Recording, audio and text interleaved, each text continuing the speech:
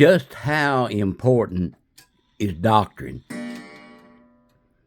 Doctrine, the statement of faith. Where does your doctrine come from? If your doctrine don't come from the Bible, God's instruction manual to us today, your doctrine is flawed. There is flawed doctrine in the world.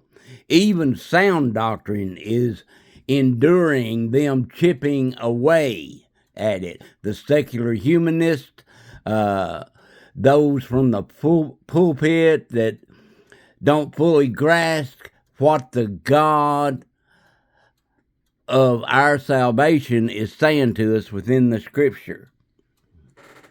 I firmly believe that every Scripture is true.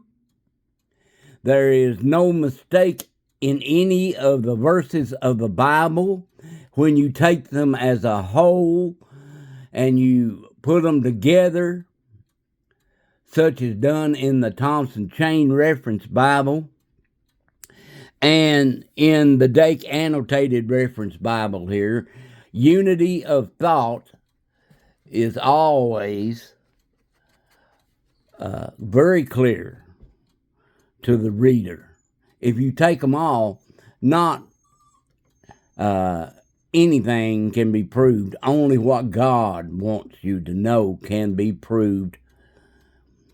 And the Bible is 100% accurate. How can you say that? Well, all archaeology findings and studies prove it to be true. If you take the precepts of the Bible and you apply them to your life, it changes your life for good. Everything points to this being the living Word of God. Just like Jesus Christ. Jesus Christ proclaimed to be the great I am from the book of Exodus. He claimed to be God incarnated into man. One of the members of the Trinity came down to us, the God-man, if you would. Was 100% God and 100% man. Only man to ever live that knew no sin. But the Bible says he became sin for us. He became an offering for us, for you and I, that we might make heaven our home. Sin was heaped upon his head as he hung on that cross of Calvary. And he died. But then again, he rose again. And he is today alive and well. And he's waiting for you and I to accept him as Jesus Christ, the King of Kings and the Lord of Lords, the Alpha and the Omega. He's either who he said he is, or he is the biggest charlatan that ever lived. And I think we all know that Jesus was not a charlatan. He was not a liar. He is exactly who he proclaimed himself to be. God manifested in the flesh. Now we go to 1 Timothy, and we want to look at doctrine. How important is doctrine? Doctrine is the foundation that everything else is built upon. And to have sound doctrine, you must be into the Word of God. You must study to show yourself approved unto God, a workman that needeth not to be ashamed, rightly dividing the word of truth. To show yourself approved unto God. So Timothy, chapter 4.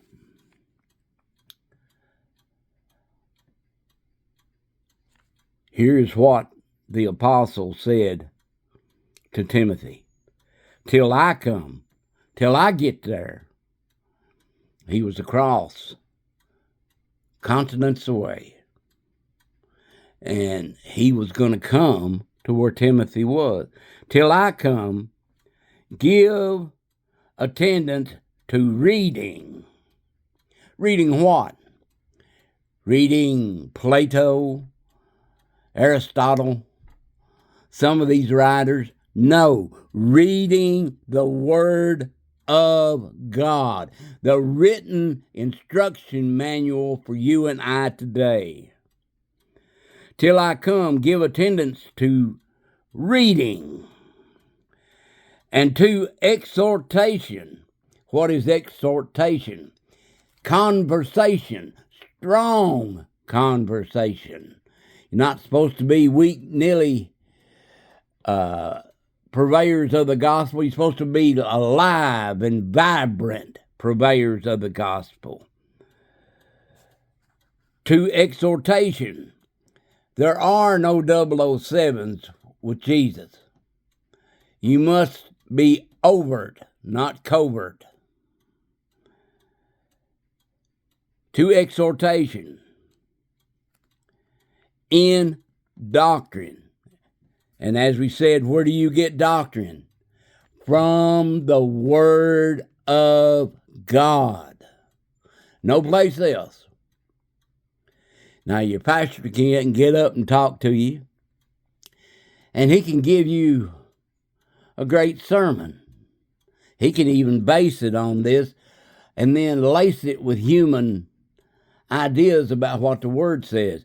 You're supposed to find out what the Word of God says, what the Holy Ghost, through the written Word, through the inspiration that He gave upon some 41 writers of the gospel to write this Word.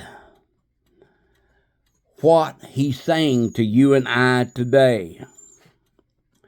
He also tells Timothy, neglect not, don't forget about, neglect not the gift that is in thee, which was given thee by prophecy, a foretelling. Let's see what this gift is about. Let's go to note S.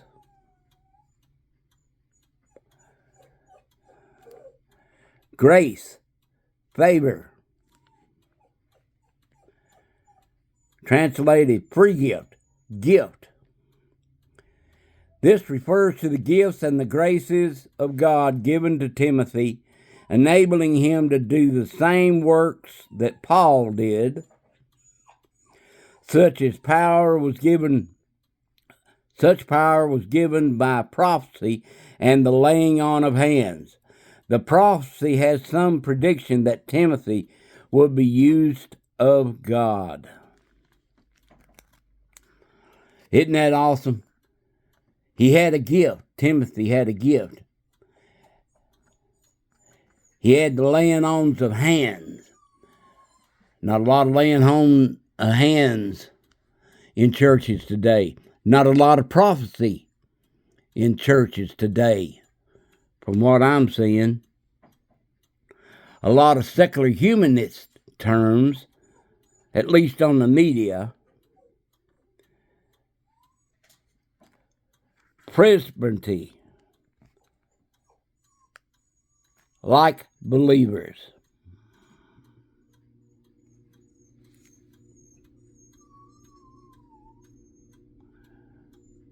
Presbyteron.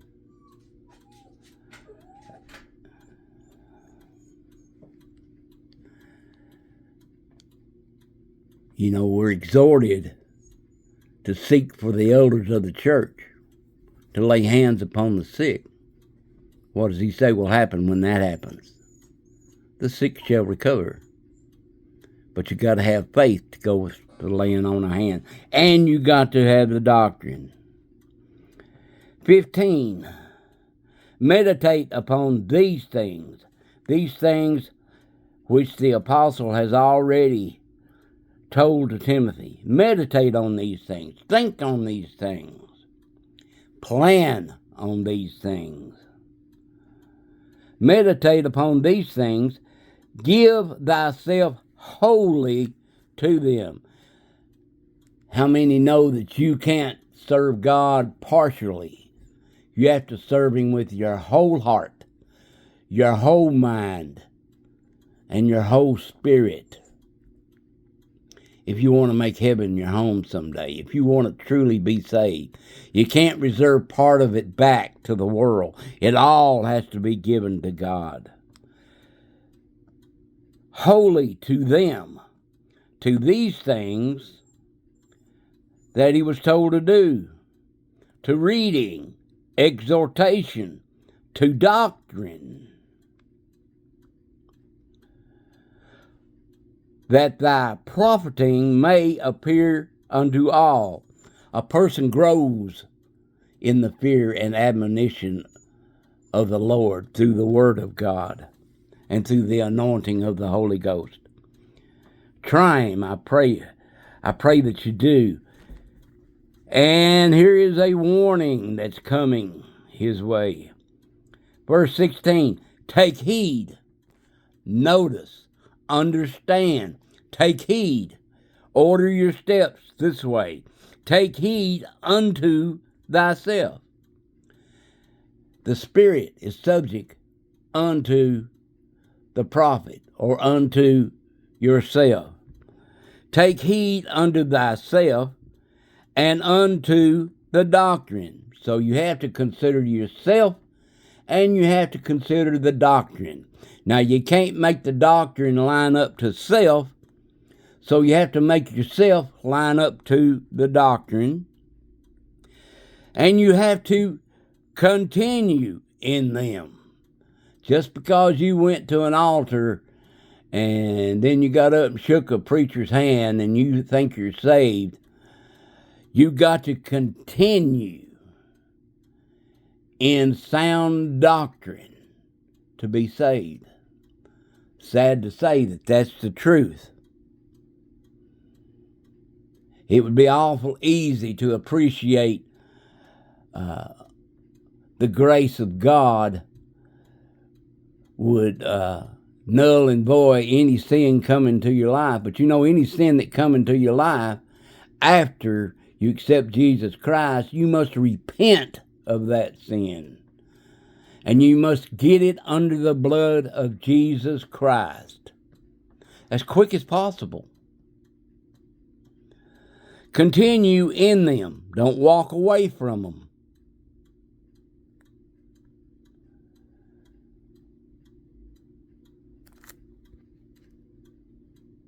For in doing this, thou shalt both, there's two things that happen. Thou shalt both save thyself and them that hear thee. Now, we're all supposed to be witnesses for Christ. Some of us don't have pulpit ministries. Some of us had it and have retired from it. But that doesn't mean we can quit and lay down on God. It's easy to retire from doing what you were once doing, but you don't cease doing it with God. That's what this little Bible study is about. And there are no big me's and little you's with God. You get into your word, God will tell you the same thing. Look up every verse on a certain scripture, and you will find unity of thought. Old Testament and New Testament will line up perfectly one to another. One, of course, is works. One is grace. One is sin covering. One is sin release. Be free today. Jesus Christ can make you free. And then when you become free, you can present the word and the testimony of your life to make others free. Continue in them.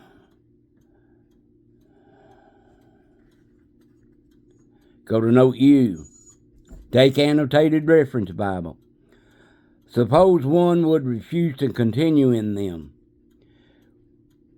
Would he then save himself? Acts 14:22, note D. We could go there. I won't do that because my video's getting a little long. But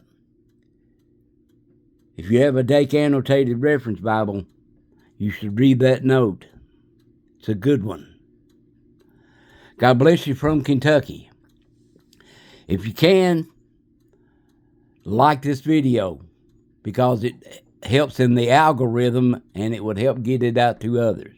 I know God is going to get it out to whomsoever He wants it to go to. So that's not my worry. And we had the opportunity to go to a larger platform and to a more structured platform. But God seemed to reveal to me that all I needed to do was just bring the Word of God and let the Word of God do its job. You can't unhear the Word of God. You can disregard the Word of God if you want to, but you can never dishear it. Once you hear it, you hear it. May God bless you today. We ask you to pray for Charlie Kirk's family. He was felled by an assassin's bullet. His family needs prayer. We ask you to pray for our president. If you have any prayer requests, pray for our nation. If you have any prayer requests, go to Cross of Christ Ministries and let them be known, either here on YouTube, Facebook, Rumble, or X platform. We're on all of them. God bless you from Kentucky.